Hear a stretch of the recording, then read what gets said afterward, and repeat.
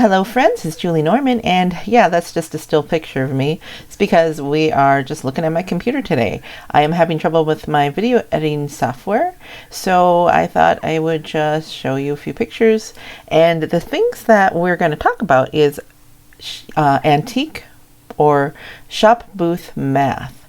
And here's a picture of my second booth that I just opened up. It is more of a kitchen. It's more like a between 1950s and 1980s look, which is the Grand Millennial. And so I am finding it so far, my first month, it has covered all the expenses so far, which I'm really pleased that it has done that.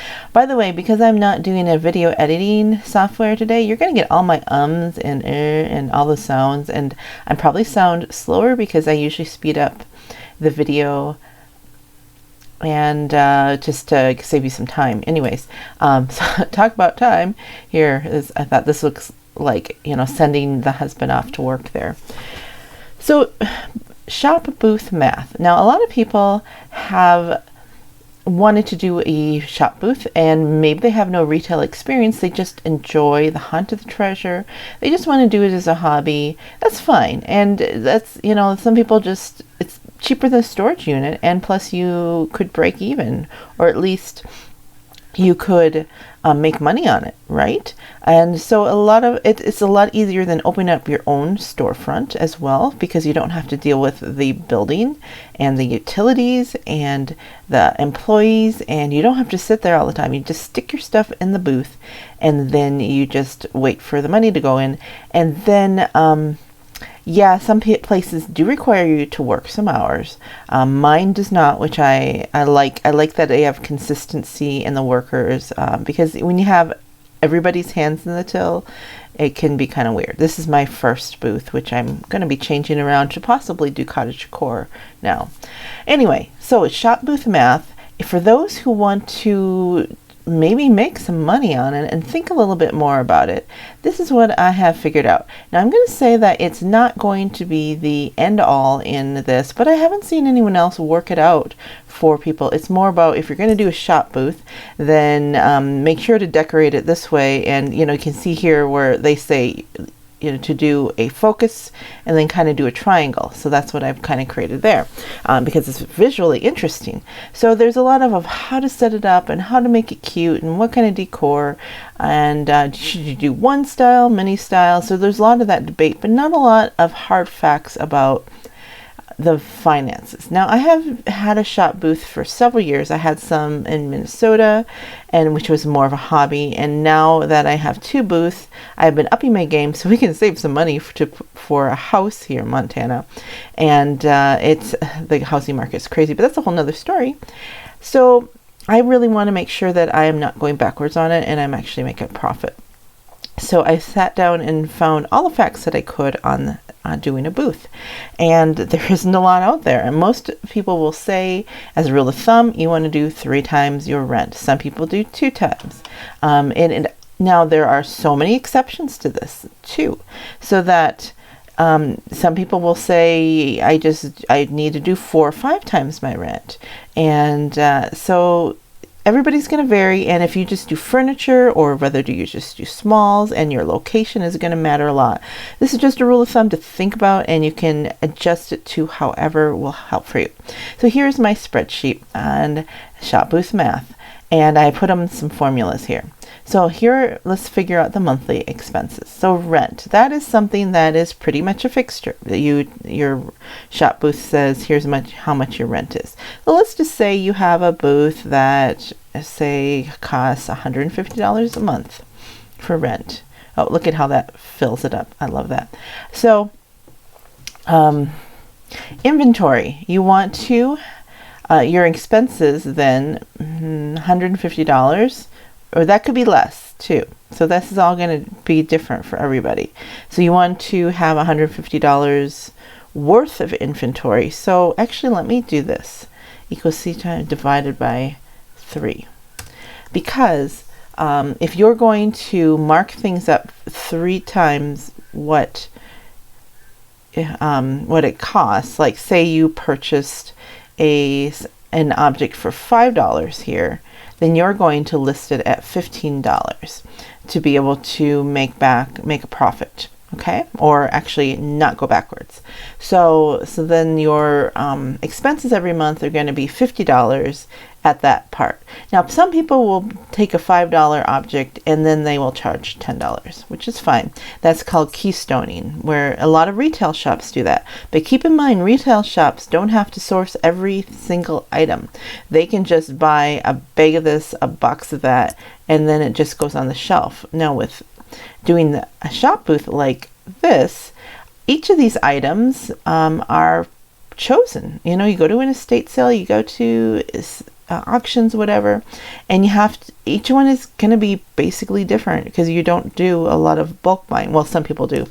And so each of these ornaments have to be tagged differently, maybe labeled. It's a lot more time than doing a retail shop. So the expenses, so you want to figure out the expenses are going to be the same as your booth fee, roughly. Now, this is going to be like the fees. My shop takes a 10% fee off the top of the sales. And then if there is somebody uses a credit card, they forward that charge on to me. And then there's also sourcing fees where you have gas, you've got travel, you've got wear and tear and stuff, you've got maybe you have to do lunch, and then there's sales tax, because if you're making a profit, then you're going to be paying sales tax, and maybe you send things out to a bookkeeper. All kinds of things to think about that they figure, that's just about as much as your rent.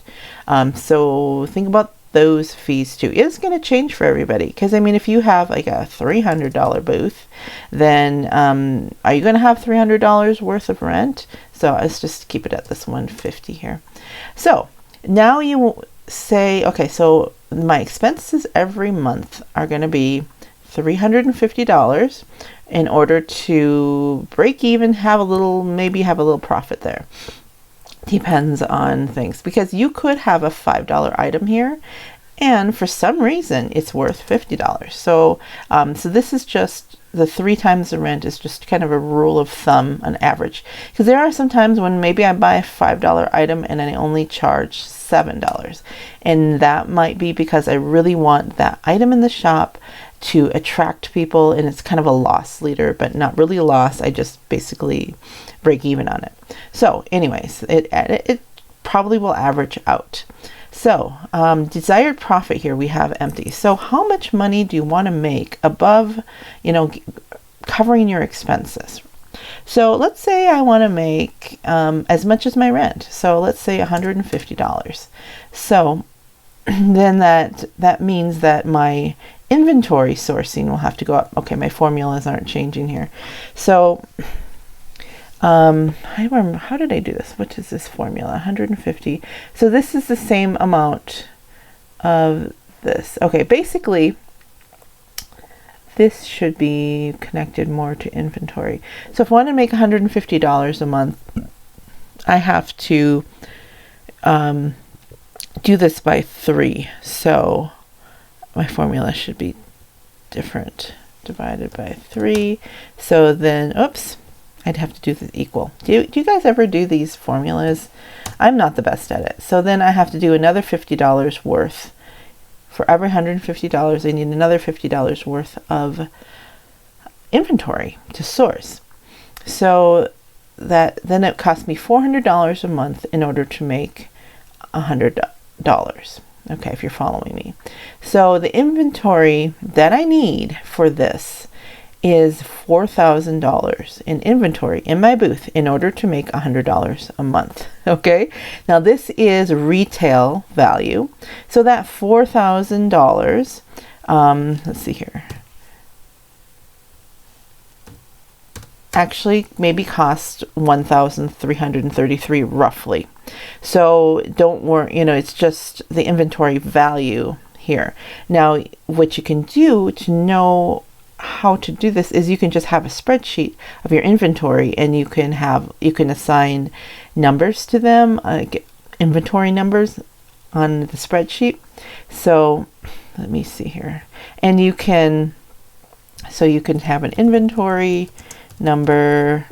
You have an item description and price, and then you can even do a sold date. You can do as much or as little as you want on tracking. And so what I used to do is I would have a sheet of inventory, and then I would have a separate sheet for sales. So then I would have like January sales, and then I would list all of the sales, things that sold in January, and then I would take it off of my inventory sheet. So it's a good idea to track it. And then say you have a number 1 is a cup, and it's priced at $5. Oh, another thing I did was cost. So I wanted to know how much it costs. So let's say I have a cup, I paid $1 for it. And then number 2, I have a postcard, and I paid 25 cents for it, and I sell it for $1.50. So, and then let's say I have a desk, and I paid $10, and I'm selling it for $50. Oops. Boy, I didn't do that right, did I? Okay, 50. So what you want to do here is then at the bottom have a sum of how much your inventory costs, how much it's priced at. So then you know, no, this isn't right, is it? Price, cost. I told you I paid $10 for this. Okay, so anyways, that so the cost of my inventory to me was $12.50, and the value or the price tag that I put on is $55.25. Is that right? No, I did it wrong. Gosh, guys.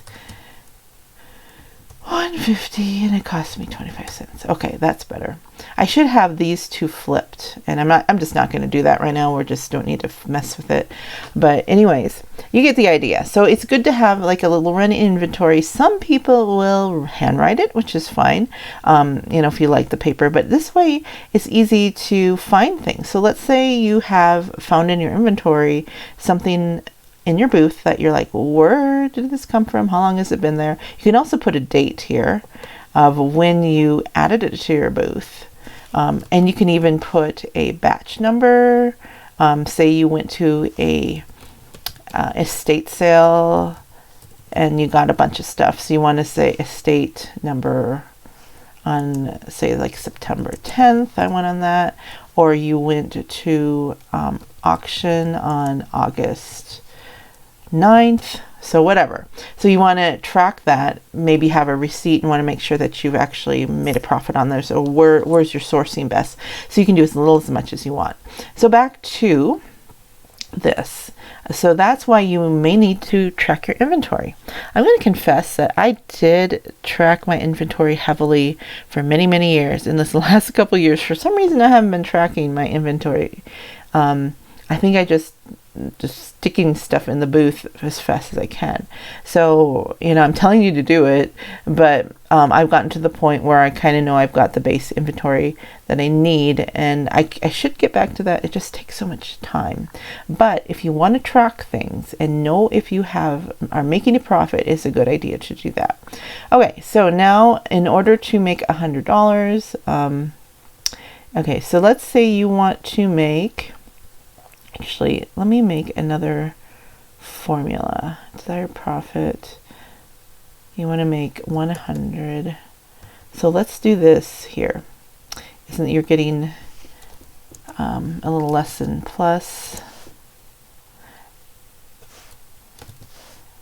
this divided by 3. Let's see if that works. Did that work? Okay, let me just put this in quotes, or not quotes, parentheses. Okay, I don't know if that worked or not. Inventory, C5 times, what's C5? Okay. All right, so let's say you want to make $200, so my formula should change. So now my monthly expenses, this should not be included in the formula. C9. My monthly expenses have come to $416 after my initial inventory need here.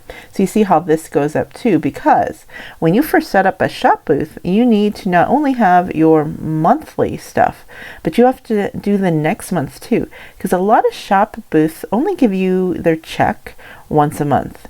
Now mine does. Now some of them will give you every week, which is fine, and then you can change it around. It's kind of nice to have that money flow, but be prepared to have at least 1 month of inventory. Hopefully you have more. So let's look at that. We'll go to the initial investment. So inventory at 1/3 price of this here is $1,388.89, roughly $1,400. And then you may need to have first and second month rent, or maybe you have to put a down deposit. So you need to pay for your rent. You need to have the money for your next rent, possibly before you get your check. And then you'll see you have some of your expenses were already built in and above, but you might have initial first month expenses. So maybe you want to have a sign made up, or you want to pay for some advertising, all kinds of stuff. Well, let's just say you put $100 in of all that. And maybe you want to do like a Facebook ads or something to boost your information, and then you want to have enough money for next month inventory for that month while you source. Now I actually think that you should have like 3 months worth. But if you're going to plan ahead just 1 month, you need to have $1,900 there. So yeah, you just starting a shop booth, you can certainly put in just what you have in your house, maybe some extra things that you really like at garage sales and stuff, and have that as a hobby. But if you want to step it up your game, think about how much inventory that you need, and how to start if you want to start it up right.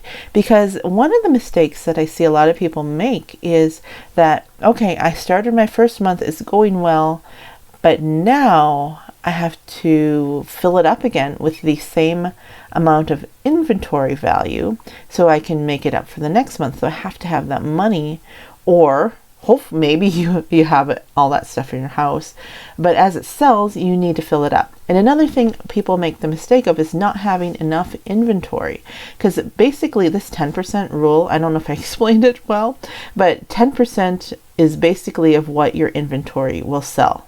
As a rule, there's always exceptions. I'm sure you'll let me know if you're an exception. And so you need to have this much inventory to sell enough to make that profit. And each mall is different, each antique mall or shop mall. Each location is going to be different. Some people will be, maybe you do 20%, maybe you do 5%, whatever. So just adjust the numbers as you need to do. So that's what a lot of people will put a bunch of their stuff in their booth, and they say, okay, my rent is $150. I have put $200 worth of stuff in my booth. So yay, if that stuff sells, then I'm doing well. But what happens is, because you only put $200 worth in your booth, 10% is going to sell, so you probably sell $20 worth. That means that you have lost money. You have lost, and then you don't have enough to cover your rent for next month, and you don't have enough to go sourcing. So then you think, well, maybe next month people will buy more, and they just didn't see it this time. So then you have $180 worth of inventory because you didn't go and source and add, and then $18. This is just averages. So it's just going down from there because you haven't we haven't fluffed and added. So the thing is, you need to have that base amount of inventory right here in order to keep the sales up. And it's unfortunate that you need this much money to sell 10%, but it's just a rule of retail. And if you have a booth that looks empty, people are going to be more hesitant, or they can see everything you have at a glance and they won't come in and search around. So unless you have, the most desirable items ever, maybe you have like these rare stuff for $200 $200 inventory, and let's say you sell $100, that's great. But if your rent is $150, you've still gone backwards. So some people don't really mind just paying, not even getting the rent paid. It's their hobby and they enjoy sourcing and going shopping, and it's one way to get an outlet. But if you want to actually not go backwards and at least break even, then for a $150 booth, then you need to have $3,500 worth in retail inventory. That costs you about $1,200. So that is the shop booth math, and I hope this was helpful for you. Please let me know what you think about that. And shop booth is going to be different than like having a retail store. So if you have your own brick and mortar store, it's going to be different. And so again, I'll just page through this and show you the initial investment again. And then we change the number. I'll just change this number. Maybe you have $100 space. That's what it changes to. Maybe you have a $200 space. Right now mine is hovering around this. It's not quite because I have 2 booths. So I have for me, about $4,600 of inventory on hand at one time between the 2 booths. And it did take a while to build it up there. And there were lean months where I didn't make my rent, but I have learned as I have gone, and now I'm doing really well. So that's what I have for you today. I hope you enjoyed this. I know it's a little bit different. And I'm going to end up with the seeing my face. This is on a windy day in the mountains. So anyways, I hope you enjoyed this, and I hope you have a joyful day. Goodbye.